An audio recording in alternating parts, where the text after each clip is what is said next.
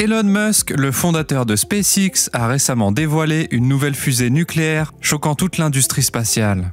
En quoi cette fusée nucléaire folle diffère-t-elle des autres? Quel potentiel a cette toute nouvelle fusée nucléaire? L'agence spatiale américaine a-t-elle un rôle à jouer? Rejoignez-moi dans cette vidéo pour découvrir la nouvelle fusée nucléaire d'Elon Musk qui a choqué toute l'industrie spatiale ainsi que des opportunités incroyables qu'elle promet pour l'exploration spatiale.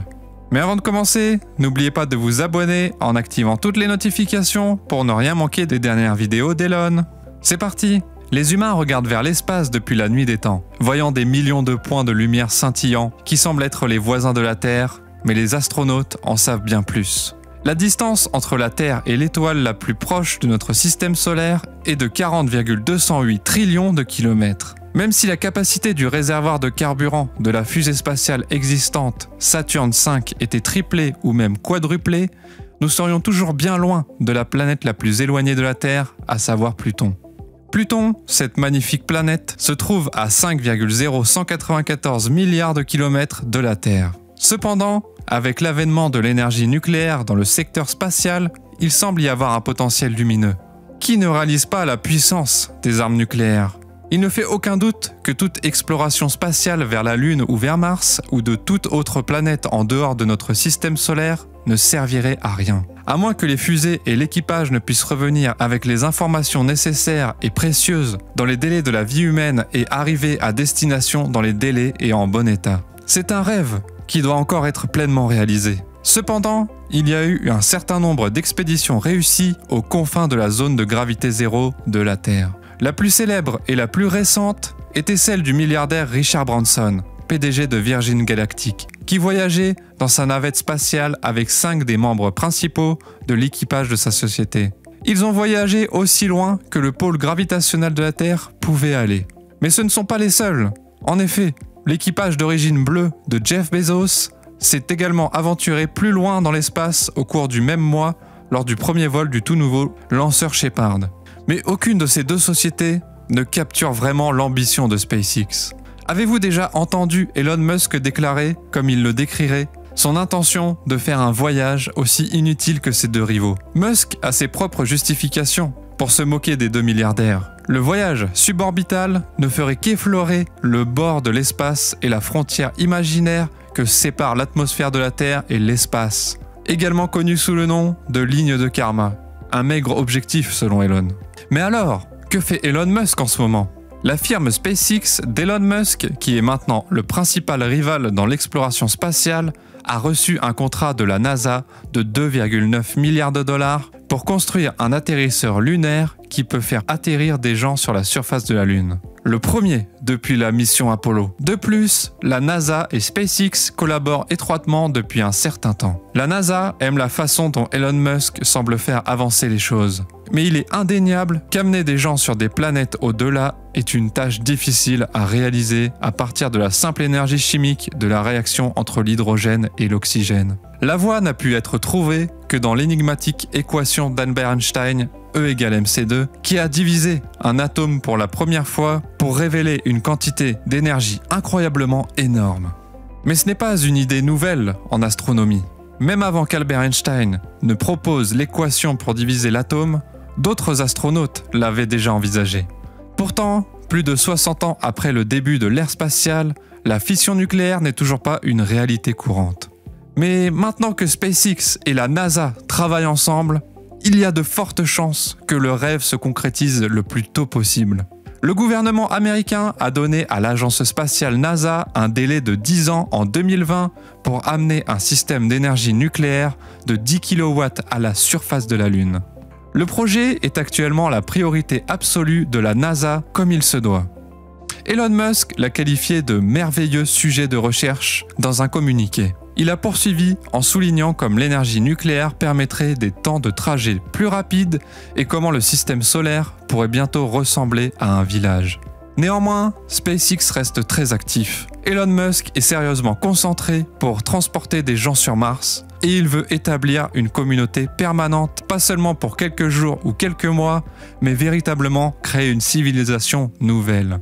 Même si l'idée peut sembler farfelue, Il pense qu'elle est réaliste et réalisable, mais il reconnaît également que ce sera un voyage difficile et risqué et que ce n'est pas pour les âmes sensibles. Pour répondre à la nécessité de disposer d'une machine performante, le volontaire Elon Musk entreprend actuellement le développement et la mise au point de la plus grande fusée jamais construite par l'homme. La fusée, connue sous le nom de Starship, mesure 122 mètres de haut. Le Saturn V de la NASA, qui a été utilisé pour la mission lunaire Apollo, est le seul jamais construit qui se rapproche de cette hauteur. La fusée mesurait 111 mètres de haut lorsqu'elle était debout. Étonnamment, les 33 moteurs du toit du Starship peuvent transporter jusqu'à 100 tonnes de marchandises vers l'orbite basse de la Terre et il est construit en acier inoxydable. Déjà, de nombreux spectateurs commencent à être impressionnés par le potentiel de cette grosse fusée. L'un des fans est Peter Diamandis, un entrepreneur spatial américain. Il a déclaré « C'est game over ». Il n'y a pas de machine actuellement en développement qui puisse rivaliser. Quand Elon Musk utilisera finalement l'énergie des atomes pour alimenter sa fusée Starship, ce sera vraiment la fin du jeu.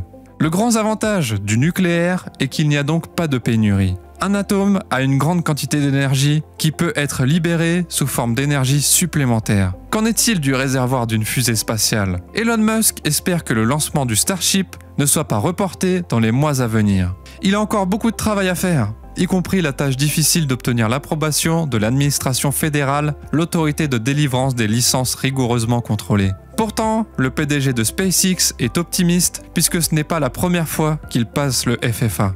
Le FAA connaît très bien la fusée Falcon 9 en raison de ses 120 lancements réussis.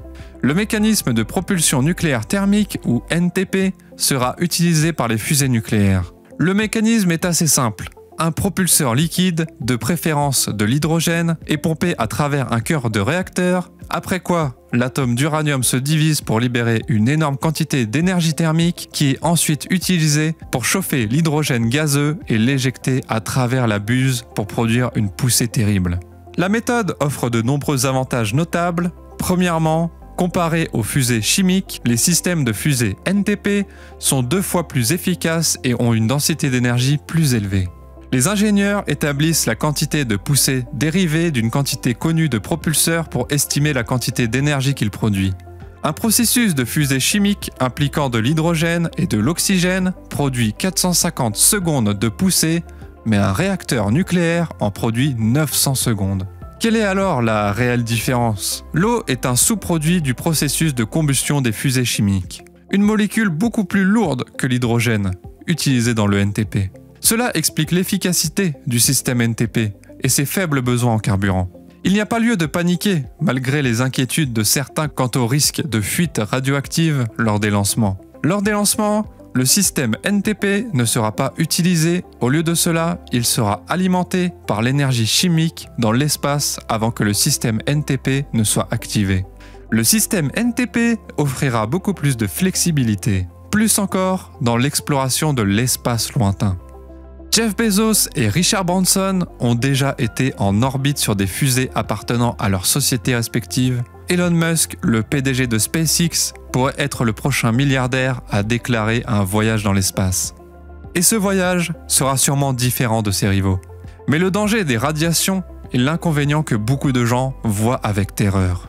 Malgré la présence de réacteurs nucléaires, il existe déjà des niveaux de radiation extrêmement élevés dans l'espace. Dans un tweet, Musk a également reconnu le risque évident, écrivant « Pour être clair, c'est bon pour le transit spatial, mais pas suggéré pour la Terre en orbite. » De plus, les temps de trajet plus courts rendus possibles par l'efficacité de l'énergie nucléaire compenseront largement les effets négatifs. Un autre inconvénient que des diverses planètes peuvent avoir une composition chimique de surface et atmosphérique distinctes. La première étape cruciale consiste à définir ce qui compose chaque planète, car l'objectif principal de l'énergie nucléaire est d'atteindre non seulement la Lune, mais également d'autres planètes du système solaire. Par conséquent, ce qui est accessible pour une utilisation dans une réaction de fission sur la Lune est également disponible et utilisable ailleurs. Mais il ne pourrait y avoir de produits chimiques mortels, comme ceux utilisés dans les réacteurs nucléaires. 1 million de kilos de plutonium est une substance chimique présentant un danger biologique et extrêmement cancérigène. Tout incident pouvant survenir dans l'espace associé à l'uranium pourrait tuer tout l'équipage. De plus, il est très difficile de confiner les déchets radioactifs de la fusion nucléaire et c'est pour ces raisons qu'il y avait tant d'hésitation dans l'introduction de l'énergie nucléaire. L'énergie nucléaire est toujours une source d'énergie souhaitable pour les voyages spatiaux humains. De la même manière que le feu est un excellent serviteur mais horrible maître, les agences spatiales et les entreprises comme SpaceX doivent apprendre à le contrôler afin qu'il ne serve qu'à des fins bénéfiques. La nouvelle fusée nucléaire vient de surprendre toute l'industrie spatiale. Et vous, que pensez-vous d'une fusée nucléaire pour la découverte de l'espace? Dites-le nous en commentaire. Quoi qu'il en soit, si vous voulez voir d'autres vidéos intéressantes, cliquez sur la vidéo ci-dessus. Merci d'avoir regardé cette vidéo et n'oubliez pas de vous abonner avec toutes les notifications activées pour ne pas manquer les dernières nouvelles d'Elon.